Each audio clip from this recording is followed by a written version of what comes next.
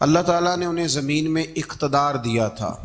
4 لوگ دنیا میں ایسے ہو چکے ہیں جنہیں اللہ تبارک و تعالیٰ نے پوری دنیا میں اقتدار دیا، ایک وقت میں پوری دنیا کا ایک ہی بادشاہ۔ 2 مسلمان تھے، 2 کافر۔ مسلمانوں میں حضرت سلیمان علیہ السلام اور جناب ذوالقرنین علیہ السلام، اور کافروں میں بخت نصر اور نمرود۔ یہ 2 لوگ ہیں جنہیں اللہ نے پوری دنیا میں اقتدار دیا، اور پھر اس کے بعد آنے والے وقت میں اللہ تعالیٰ امام مہدی کو سارا اقتدار عطا فرمائے گا پوری دنیا کا۔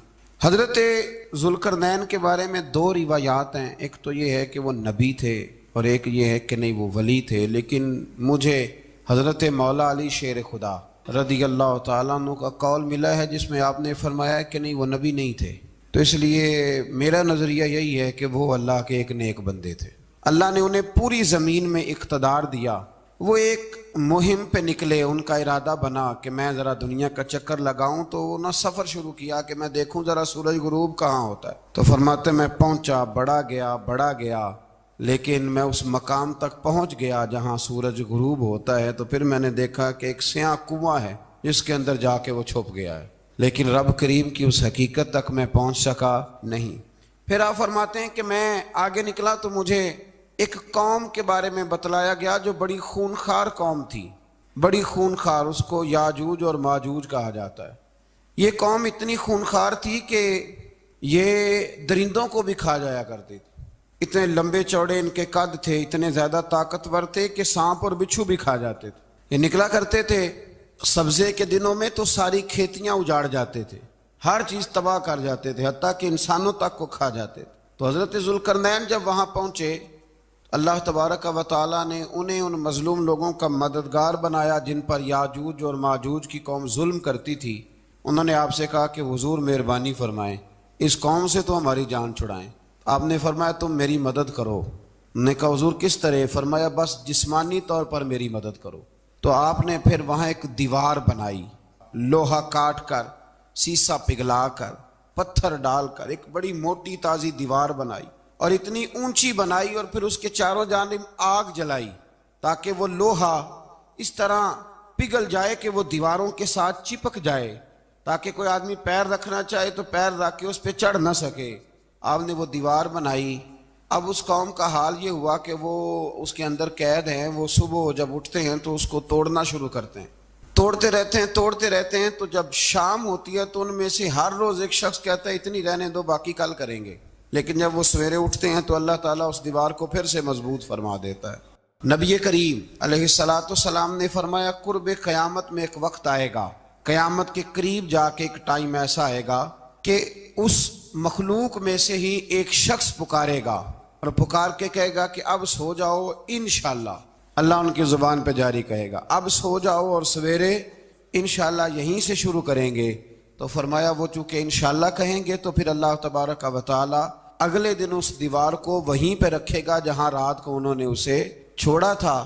اگلے دن وہ توڑیں گے تو دیوار ساری ٹوٹ جائے گی، اور پھر اللہ تبارک و تعالیٰ کا فضل ہوگا تو مسلمان کی طرف وہ بڑھیں گے، وہ قتل و غارت کریں گے، پھر سے وہی درندگی کریں گے۔ تو پھر حضرت عیسیٰ علیہ السلام ان کے لیے دعا کریں گے۔ تو دعا کا یہ حال ہوگا کہ ان کے وجود پر کچھ ایسی چیزیں برآمد ہوں گی جن کی وجہ سے وہ مر جائیں گے، ختم کر دیے جائیں گے۔ قیامت کے قریب جا کے وہ دوبارہ آئیں گے۔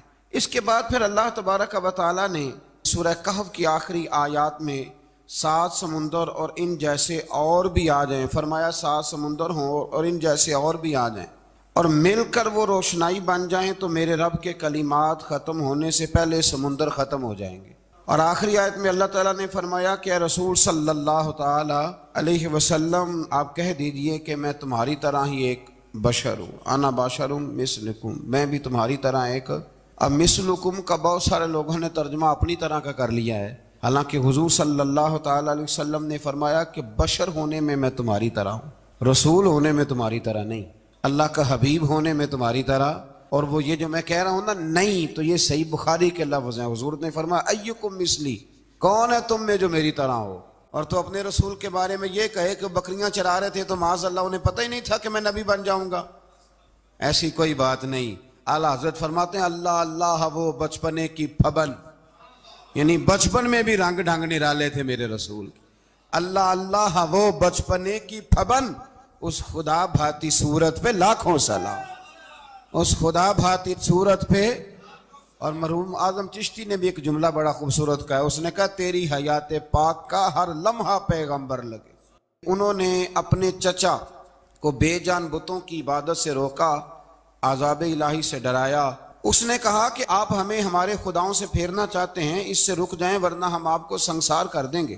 ابراہیم علیہ السلام نے کہا کہ میں آپ کے لیے اپنے رب سے استغفار کرتا رہوں گا، وہ مجھ پر بہت مہربان ہے۔ تو اللہ تبارک و تعالیٰ نے انہیں اسحاق علیہ السلام بیٹے اور یعقوب علیہ السلام پوتے کی بشارت دی، اور یہ بھی فرمایا کہ یہ دونوں نبی بھی ہوں گے۔ پھر آیت نمبر 51 سے لے کر 58 تک مختلف انبیاء کا ذکر ہے۔ اللہ تعالیٰ نے اس میں فرمایا کہ حضرت موسیٰ کو برگزیدہ رسول، نبی اور اللہ کا رازدار کہا گیا، اور حضرت ہارون کی نبوت کا بیان بھی ہوا، اور حضرت اسماعیل کو وعدے کے سچے، نماز اور زکوٰۃ کا حکم دینے والے رسول اور نبی اور اللہ کا پسندیدہ قرار دیا گیا۔ ادریس علیہ السلام کو صدیق نبی قرار دیتے ہوئے فرمایا کہ ہم نے ان کو بلند جگہ پہ بٹھایا ہے۔ کہاں ہے ادریس علیہ السلام؟ چوتھے آسمان میں بھی، اور جنت کا قول بھی ہے۔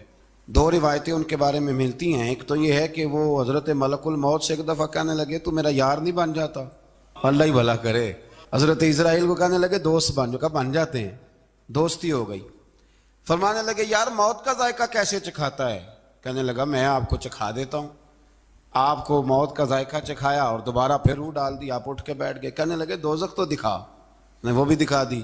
فرمایا جنت تو دکھا، جنت بھی دکھائی۔ تو کہنے لگا واپس چلیں، فرمانے لگے اب تو نہیں جانا۔ کیوں؟ فرمایا رب فرماتا ہے ہم فیہا خالدون، جو جنت میں آئے گا یہیں رہے گا۔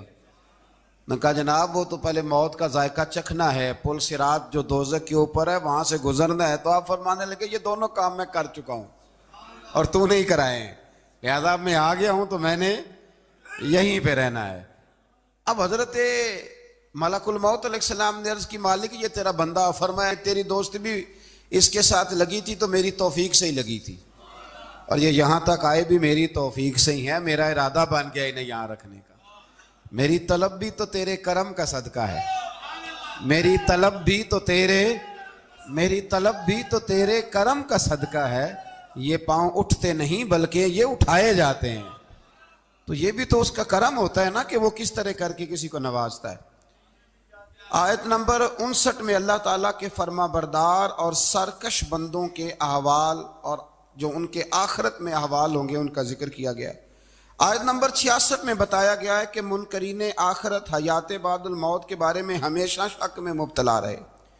انہیں یقین ہونا چاہیے کہ مرنے کے بعد دوبارہ وہی خالق زندہ کرے گا جس نے پہلی بار بغیر کسی نام و نشان کے پیدا کیا۔ آیت نمبر 76 میں بتایا کہ جو لوگ گمراہی میں مبتلا ہیں ان کے ابتلا میں اضافے کے لیے مہلت کی مدت بڑھا دی جاتی، اور جو ہدایت یافتہ ہیں ان کو مزید استقامت نصیب ہوتی ہے۔ اللہ کے ہاں ثواب اور انجام خیر کے اعتبار سے باقی رہنے والی نیکیاں سب سے زیادہ بہتر۔